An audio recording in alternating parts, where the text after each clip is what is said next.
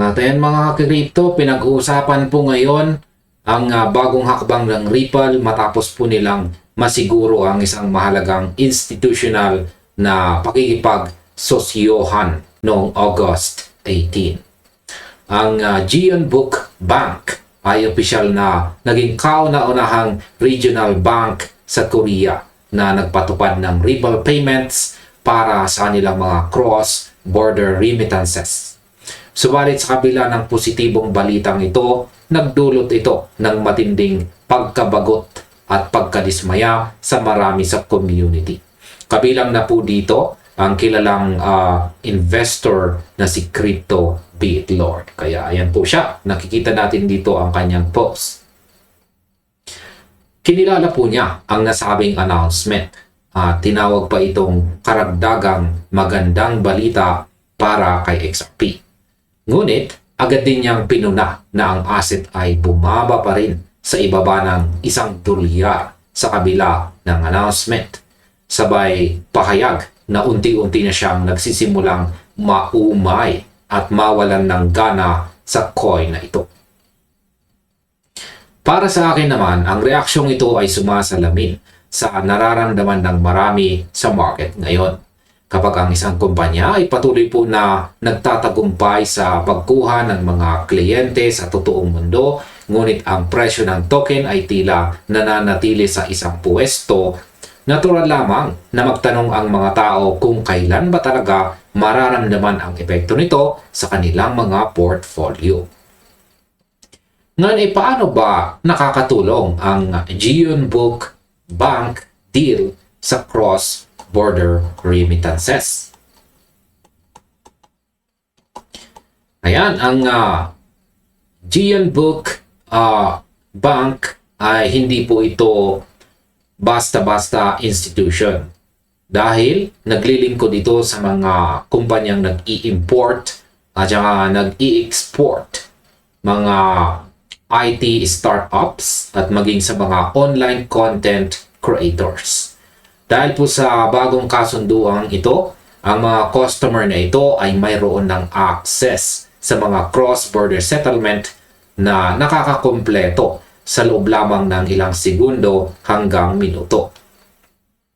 Ang kasunduang ito ay tuluyang bumalik po sa nakagawian at mabagal na multi-day SWIFT transfers at nagbibigay na ngayon ng halos real-time at saka 24/7 settlement para sa mga negosyo. Ito na po ang pangatlong pakikipagsosyohan ng Ripple sa Korea sa taong ito. Ayan. Kasunod ng kanilang mga naunang kasunduan sa Cubo Life Insurance at saka K-Bank. Sa pamamagitan po nito, ang Ripple ay mayroon ng malawak na institutional na support sa larangan ng insurance, digital banking, at saka regional banking sa Korea, kung saan sa XRP ang nagsisilbing pangunahing bridge asset sa bawat transaction. Sa aking opinyon, ang technical na kakayahang ito ay patunay na ang utility po ng network ay totoo at ginagamit na ng mga institution. Ngunit ang malaking katanungan ng marami ay kung bakit ang ganitong kalaking tagumpay sa infrastructure ay hindi po direktang sumasalamin sa galaw ng presyo sa market. Ngayon ay bakit may ganitong klase ng matinding frustration sa mga long-term holders? Ang mga naging reaksyon mula sa mga nagmamay-ari o nag-hold ng XRP ay naging hayagan at walang halong pagpapanggap. Ang isang nagkomento dito ay nagpahayag po ng tunay niyang nararamdaman. At yan po ay ang pagkadismaya sa coin na ito. Ngunit siya ay masyadong malalim na ang kanyang puhunan. Kaya wala na siyang ibang magagawa kundi ang maghintay at umasa na lamang. Bilang tugon sa sentiment na ito, sinabi po ni Crypto Bitlord dito na si XRP ay mayroong lahat ng tamang katangian sa papel at inilarawan po ito bilang isang pangarap na asset. Bago po niya idinagdag na napakarami na rin mga holders ang sumuko at nagbenta ng kanilang mga posisyon sa paglipas ng panahon. Nanghihinayang ang marami dahil sa kabila ng mga pundasyon, ang pagkaantala ng pagtaas ng halaga ay nagdudulot po ng matinding pagod sa mga sumusuporta dito. Dagdag pa rito ang isa pang kilalang tauhan sa community na si Bank XRP. Ayan, siya naman ay nagpahayag ng panawagan para sa pagtitimpi at pagpapasensya. Kinikilala po ang hirap ng kasalukuyang panahon, ngunit hinihikayat niya ang mga tao na ipagpatuloy ang paghawak o pag-hold. Gayunpaman ay tinutulan ito ni Crypto BitLord. Ayan.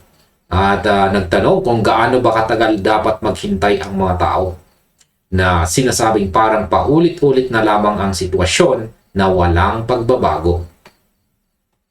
Ano naman ang sinasabi ng mga kritiko tungkol sa disconnect na ito?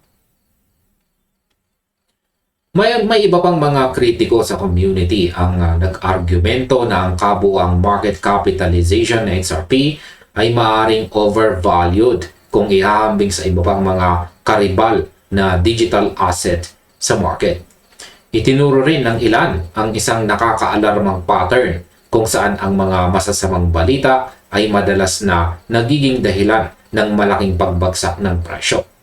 Ngunit ang mga positibong balita naman ay madalas na walang katulad o positibong epekto sa market.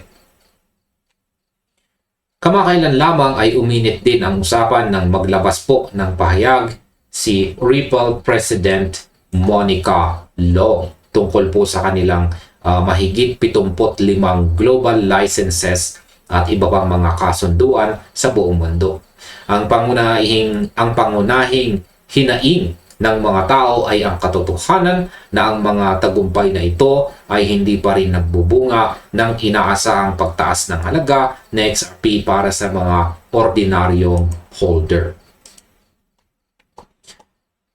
At ayan mga kakripto, sa kabuuan, si Crypto BitLord dito ay nagbigay po ng pinakamalinaw na buod sa kasalukuyang sitwasyon.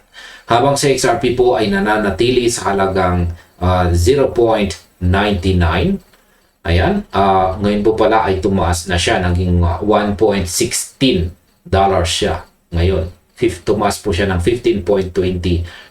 Pero nung inalabas po kasi ang balitang ito, sa XRP ay nasa 0.99 na presyo sa kabila ng makasaysayang announcement ng pakikipagsosyohan sa isang pangunahing bangko. Maliban po dyan ay ang pundasyon ay patuloy na lumalakas, ngunit ang presyo ay naghihintay pa rin sumabay. Ito ang tensyon na kinakaharap ng bawat holder sa kasalukuyan. At ayan mga kripto, hanggang dito na lamang po tayo sa video na ito. Marami pong salamat sa inyong panonood. Maaaring sunod na rin po ninyong panoorin ang recommended video natin dito.